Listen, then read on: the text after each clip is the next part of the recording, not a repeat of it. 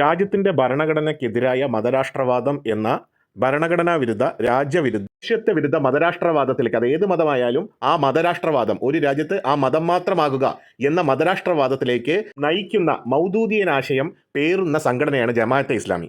ഈ ജമാഅത്തെ ഇസ്ലാമിയെക്കുറിച്ച് ഇടതുപക്ഷം, അതിൻ്റെ ഉള്ളടക്കം, അതിൻ്റെ ഭീകരവാദം, തീവ്രവാദം കൃത്യമായി ഇടതുപക്ഷം ജനങ്ങളോട് പങ്കുവച്ചിട്ടുള്ളതാണ്. ഇവർ എങ്ങനെയാണ് പഠിക്കുന്ന കുട്ടികളെ സമീപിച്ച് അവരെ എങ്ങനെയാണ് ഒരു ജമാഅത്തെ ഇസ്ലാമിയുടെ സജീവ പ്രവർത്തനമാക്കി മാറ്റുന്നതെന്ന് നേരത്തെ തന്നെ ഇടതുപക്ഷം പറഞ്ഞിട്ടുള്ളതാണ്. ശ്രീ എളമരം കരീം ഈ കാര്യം വളരെ വ്യക്തമാക്കി പറഞ്ഞാണ്. അന്ന് അദ്ദേഹം ഇതിനെ എല്ലാ തെളിവുകളും സഹിതം അദ്ദേഹം പറഞ്ഞപ്പോൾ അദ്ദേഹത്തെ ക്രൂശിക്കുകയാണ് ചെയ്തത്. ഇത് ന്യൂനപക്ഷ വിരുദ്ധമാണ്, ഇത് കുട്ടികളെ സഹായിക്കുന്നതിനെതിരെ ഇടതുപക്ഷത്തിൻ്റെ പ്രഖ്യാപനമാണ്, ന്യൂനപക്ഷത്തിൻ്റെ കടന്നുകയറ്റമാണ് എന്നൊക്കെ പറഞ്ഞ് അദ്ദേഹത്തെ ആവോളം ആക്രമിക്കുകയും ഇടതുപക്ഷത്തെ ആക്രമിക്കുകയും ചെയ്തതാണ് കോൺഗ്രസിൻ്റെ സഹായത്തോടുകൂടി കോൺഗ്രസിനെ മുൻനിർത്തി ജമാഅത്തെ ഇസ്ലാമി ചെയ്തത്. എന്നാൽ ഇതേ കാര്യം എന്താണോ ശ്രീ എളമരം കരീം പറഞ്ഞത്, അതേ കാര്യം അവരുടെയൊക്കെ സന്തത സഹചാരിയായ ഏഷ്യാനെറ്റ് ന്യൂസിൽ അവരുടെ തന്നെ സ്ഥിരം രാഷ്ട്രീയ നിരീക്ഷകൻ എന്ന കുപ്പായത്തിൽ വന്നിരിക്കുന്ന ഫക്രുദ്ദീൻ അലി പറഞ്ഞിട്ടുണ്ട്. നമുക്ക് അതൊന്ന് കേൾക്കാം. ഇവരെതിർക്കുന്ന ആളുകളുണ്ടല്ലോ, സുന്നി വിഭാഗത്ത് തുടങ്ങിയ ആളുകൾ, അവർ പോലും അറിയാതെ അവരുടെ മസ്തിഷ്കത്തെ സ്വാധീനിക്കുന്ന ഇവരാണ്.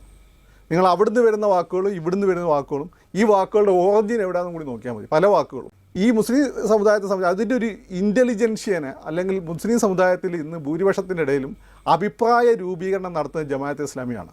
അവരുടെ മാധ്യമം, അവരുടെ പത്രം, അവരുടെ ചെറിയ ചെറിയ മാഗസിനുകൾ, അതുപോലെ തന്നെ അവരുടെ ചാനൽ, അവരുടെ സോഷ്യൽ മീഡിയ പ്രസൻസ്, അതുപയോഗിച്ച് വളരെ കൃത്യമായിട്ട് അവരെ എതിർക്കുന്ന ആളുകളെ പോലും അവരറിയാതെ സ്വാധീനിക്കുന്നത്. അതിലൂടെയൊക്കെ എനിക്ക് കിട്ടുന്ന ഈ സാധനത്തിൽ എവിടെയോ ഈ സാധനങ്ങൾ കടന്നു കയറുന്നുണ്ട്. അത് നമ്മൾ ഉപയോഗിച്ച പോലെ മാനവികമായ തലത്തിലുമല്ല, വേറെ തലത്തിൽ കടന്നു കയറുന്നുണ്ട്. അപ്പോൾ ആ രീതിയിൽ പിന്നെ ഇവർ ചെയ്യുന്ന വേറെ ഒരു കാര്യമുണ്ട്. പഠിക്കുന്ന കുട്ടികൾ പാവപ്പെട്ട കുടുംബങ്ങളിലാണെങ്കിൽ അവർക്ക് നല്ല റാങ്ക് കിട്ടി, ഇവർ പോയി കാണും, ഇവർ സപ്പോർട്ട് ചെയ്യും. ഇവർ പറയുന്ന ഒരു കാര്യം എന്ന് വെച്ചാൽ, നിങ്ങൾ എവിടെയാണോ നിങ്ങൾ അവിടെ തന്നെ നിന്നോ, പക്ഷേ നമ്മളോടൊരു സ്നേഹം വേണം, അത്ര മാത്രമേ ഉള്ളൂ. ആ രീതിയിൽ അവരുടെ ആളുകളെ എല്ലായിടത്തും നോഞ്ഞു കയറ്റിയിട്ടുണ്ട്. പക്ഷേ ഇവരെ വേറെ ചില രീതികളുണ്ട്. ഉദാഹരണമായിട്ട് കുട്ടികൾക്കുള്ള ഗൈഡൻസ് സംവിധാനം, ഹയർ എഡ്യൂക്കേഷനിലേക്ക് അല്ലെങ്കിൽ സിവിൽ സർവീസിലേക്ക്, ഇതൊക്കെ ഇവർ കൊടുക്കും. ഈ കൊടുക്കുന്നതിന് കൂടെ ചെറിയൊരു ഈ സാധനം വെച്ച് കൊടുക്കും. അപ്പോൾ ഇത് കഴിഞ്ഞ് വരുമ്പോൾ നല്ലൊരു പങ്കിന് ഇവരോട് ഒരു അഫിലിയേഷൻ ഉണ്ട്, നമ്മൾ വിചാരിക്കാത്ത തലത്തിൽ. അപ്പോൾ എഞ്ചിനീയറിംഗ് ഒക്കെ പഠിച്ചു വരുന്ന പിള്ളേർ, ഡോക്ടറൊക്കെ ആയി വരുന്ന പിള്ളേർ, അവർ ഇസ്ലാം ലോകത്ത് മൊത്തം പീഡിപ്പിക്കപ്പെടുന്നു എന്നുള്ള ഇവരോ ചില സെമിനാറുകളും കാര്യങ്ങളൊക്കെ ഉണ്ട്. ആ സംഭവം ഇവർ ഈ മുജാഹിദ് സംഭവമുണ്ട്, ഇവർ രണ്ടുപേരും അത് ഇഞ്ചക്ട് ചെയ്യും. ഇങ്ങനെ വരുന്ന ചില ആളുകൾ പിന്നെ വേറെ തലത്തിലേക്ക് മാറിപ്പോയത് നമ്മൾ കണ്ടിട്ടുണ്ട്.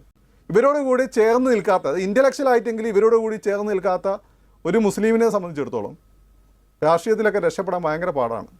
കേട്ടല്ലോ, എങ്ങനെയാണ് ഇവർ നിരാലംബരായ കുട്ടികളെ, മിടുക്കന്മാരായ കുട്ടികളെ സമീപിച്ചുകൊണ്ട് മതരാഷ്ട്രവാദം എന്ന ഭീകരവാദം, തീവ്രവാദം ഉണ്ടാക്കുന്നത്. അതിൻ്റെ ഗൂഢലക്ഷ്യം എന്ത് എന്നത് വളരെ വ്യക്തമായി തന്നെ ഇയാൾ പറയുന്നുണ്ട്. ഇദ്ദേഹം ഇത് പറയുമ്പോൾ യാതൊരു തരത്തിലുള്ള പ്രതികരണമോ അതിനെ എതിർത്ത് പറയലോ ഒന്നും ഏഷ്യാനെറ്റിൻ്റെ ന്യൂസിൻ്റെ മാപ്രയുടെ ഭാഗത്തു നിന്നോ മറ്റാരിൽ നിന്നും ഉണ്ടാകുന്നില്ല. അത് വളരെ കൃത്യമായി കേട്ടുകൊണ്ടിരിക്കുന്നു. അത് ഒരു ബർമുടയിട്ട അഴകോടുകൂടി തന്നെയാണ് അവർ അതിനെ കാണുന്നത്.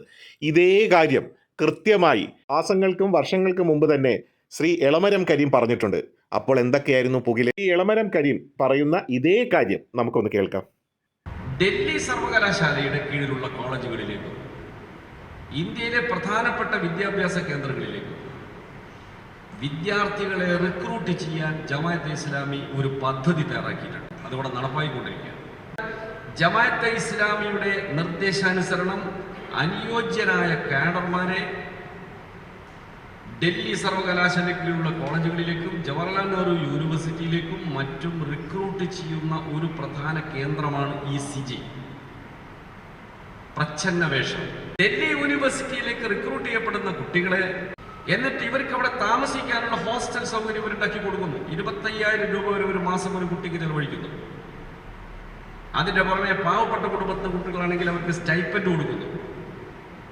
എന്നിട്ട് അവരെ പതുക്കെ പതുക്കെ ഡൽഹിയിലെ ജമാഅത്തെ ഇസ്ലാമിയുടെ സംഘടനയിലേക്ക് കൊണ്ടുവരുന്നു. ജമാഅത്തെ ഇസ്ലാമിയുടെ ആശയങ്ങൾ പതുക്കെ പതുക്കെ അവരിലേക്ക് ചെലുത്തുന്നു. അവരുടെ അക്കാദമിക് കോഴ്സ് കഴിയുമ്പോൾ ഇവർ ജമാഅത്തെ ഇസ്ലാമിയുടെ സജീവ പ്രവർത്തകരായി മാറുന്നു.